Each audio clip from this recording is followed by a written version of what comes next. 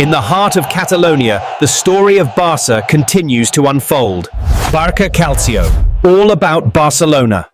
Kalau kamu ngaku fans Barcelona, wajib banget untuk subscribe channel ini ya, agar gak ketinggalan info terbaru. Terima kasih. Barcelona menunjukkan dominasi mutlak saat menjamu Valencia di Estadi Johan Cruyff dalam lanjutan La Liga 2025-2026 Senin 15 September dini hari waktu Indonesia Barat. Meski tanpa Lamine Yamal yang absen karena cedera, Blaugrana tampil agresif dan efektif. Gol pembuka hadir pada menit ke-29 lewat Fermin Lopez setelah menerima umpan Ferran Torres. Babak kedua berubah jadi pesta gol Barcelona. Rafinha menambah 2 gol berkat asis Marcus Rashford, sementara Fermin kembali mencatatkan namanya di papan skor lewat tembakan jarak jauh. Skor melebar menjadi 5-0. Robert Lewandowski yang masuk di menit ke-68 langsung memberikan dampak besar. Striker Polandia itu mencetak 2 gol cepat pada menit ke-76 dan 86 menutup laga dengan kemenangan telak 6-0. Statistik memperlihatkan dominasi Barcelona dengan 72% penguasaan bola dan 24 tembakan, berbanding jauh dengan Valencia yang lebih banyak bertahan dan kesulitan membangun serangan. Hasil ini membawa Barcelona meraih 10 poin dari 4 laga, hanya terpaut tipis dari Real Madrid di puncak klasemen. Valencia sendiri tertahan di posisi ke-15 dengan 4 poin. Pelatih Hansi Flick puas melihat peningkatan tim setelah laga sebelumnya yang dianggap kurang variatif. Ketajaman lini serang tanpa Yamal membuktikan kedalaman skuad serta fleksibilitas taktik Flick. Kemenangan ini menegaskan Barcelona sebagai kandidat kuat juara La Liga musim ini dengan konsistensi performa yang mengirim pesan serius bagi rival-rivalnya. Sementara Valencia harus segera berbenah bila ingin kembali bersaing di papan atas. FC Barcelona mendapat kabar baik jelang laga pembuka Liga Champions UEFA melawan Newcastle United pekan depan. Pasalnya, Hansi Flick bisa mendampingi tim di pinggir lapangan. Menurut Mundo Deportivo, manajer Barca itu bersama asistennya Marcus Sorg yang sebelumnya diskors kini diizinkan kembali mengisi bangku cadangan.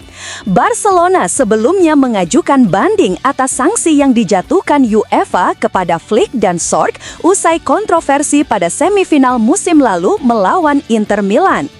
Kala itu, keduanya dijatuhi larangan 1 pertandingan karena dianggap melanggar prinsip umum dan kode etik kompetisi.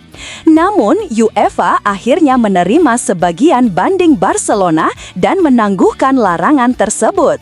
Dengan begitu, Flick dan Sorg dapat menemani skuad dalam laga melawan Newcastle di St. James Park, laga yang seharusnya mereka lewatkan. Meski demikian, keduanya akan berada dalam masa percobaan selama 1 tahun. Jika terjadi pelanggaran serupa, hukuman baru bisa dijatuhkan, termasuk hukuman yang sempat ditangguhkan. Barcelona sendiri tetap harus menanggung biaya banding, namun klub menilai itu harga kecil dibanding hasil yang didapat. Flick bisa mendampingi tim dalam debut UCL musim ini. Menjelang laga, Newcastle kemungkinan tanpa 2 rekrutan anyar, Yoane Wissa dan Jacob Ramsey. Sementara di pihak Barca, Gavi dan Alejandro Balde dipastikan absen. Belum genap sebulan sejak Joan Garcia menjalani debut resminya untuk FC Barcelona, ia sudah membuktikan diri sebagai rekrutan yang berharga. Hanya dalam 3 laga musim perdananya bersama Blaugrana, kiper berusia 24 tahun itu langsung meraih penghargaan individu pertamanya, yakni penyelamatan terbaik La Liga bulan Agustus.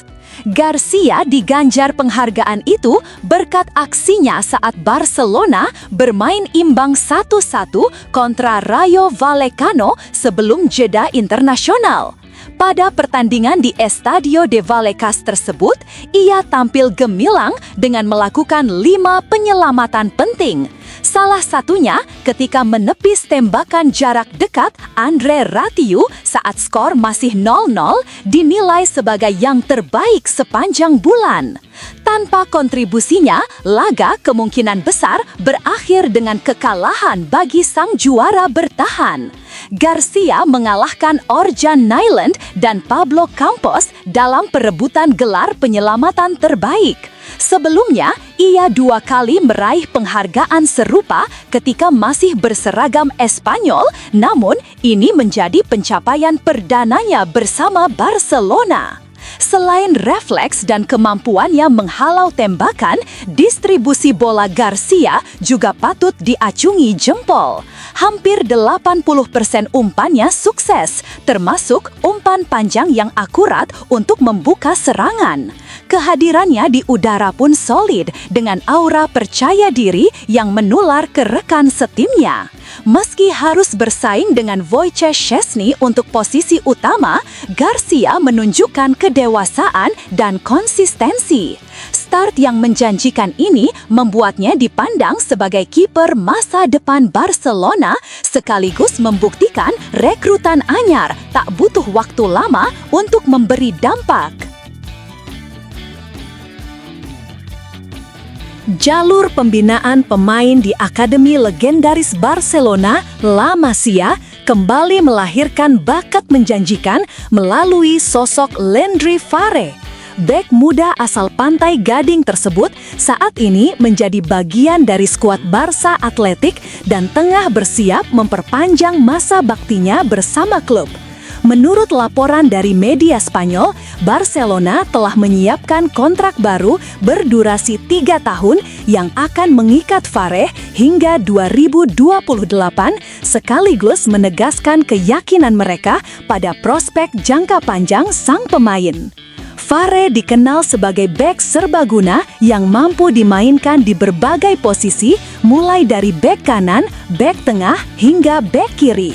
Kontrak sebelumnya hanya berlaku hingga akhir musim 2026, tetapi langkah perpanjangan ini dipandang sebagai bentuk antisipasi agar bakatnya tetap terjaga di Camp Nou. Walaupun belum mencatatkan debut resmi di tim utama, Farre sudah beberapa kali berlatih langsung bersama skuad senior asuhan Hansi Flick. Bahkan pada Juli lalu, ia sempat mengikuti sesi pramusim sebelum akhirnya tidak dibawa ke Tour Asia. Di internal klub, Farre dipandang memiliki kualitas teknis dan kecerdasan bermain yang membuatnya berpotensi menembus skuad utama dalam waktu dekat. Flick bersama staf kepelatihan menilai sang bek muda memiliki kapasitas untuk berkembang menjadi bagian penting dari lini pertahanan Blaugrana. Keyakinan inilah yang menjadi dasar langkah Barcelona untuk memperpanjang kontraknya lebih awal. Namun, perjalanan Farre saat ini sedikit terhambat cedera pergelangan kaki kanan yang dialaminya pada akhir Agustus. Klub memperkirakan proses pemulihan akan memakan waktu sekitar 8 minggu. Jika sesuai rencana, ia baru bisa kembali merumput pada akhir Oktober atau awal November mendatang. Meski demikian, cedera tersebut tidak mengurangi kepercayaan Barcelona terhadap potensinya dan justru menjadi momen yang menegaskan komitmen jangka panjang antara pemuda ini dengan klub. Pedro Fernandes atau yang akrab disapa Dro mulai menorehkan jejaknya di tim utama Barcelona meski baru berusia 17 tahun. Setelah sempat mendapat panggilan latihan menjelang akhir musim lalu, sang gelandang muda melanjutkan kebersamaan dengan skuad senior pada pramusim dan bahkan sudah masuk dalam daftar pemain untuk 3 pertandingan awal La Liga musim 2025-2026. Meskipun debut resminya belum terjadi, kepercayaan yang diberikan pelatih Hansi Flick menunjukkan betapa besar potensi yang dimiliki lulusan La Masia ini. Untuk mempersiapkan diri menghadapi ketatnya kompetisi kasta tertinggi Spanyol, Drou kini menjalani program khusus yang dirancang oleh staf medis dan pelatih Barcelona. Fokus utama dari rencana ini adalah pembentukan otot dan peningkatan kekuatan fisik agar ia mampu beradaptasi dengan tuntutan intensitas permainan di level profesional. Latihan kelompok reguler kini dilengkapi dengan sesi individu yang menitik beratkan pada pengembangan daya tahan, massa otot, dan stabilitas tubuh, sehingga Drou dapat tampil lebih siap saat kesempatan bermain tiba. Di internal klub, perkembangannya dipandang positif. Bakat teknisnya tidak diragukan, ditambah kematangan dalam membaca permainan membuatnya berbeda dari pemain seusianya. Drou mampu menentukan tempo permainan dengan cermat, tahu kapan harus mempercepat aliran bola dan kapan harus menahan, serta menunjukkan ketenangan dalam situasi tertekan.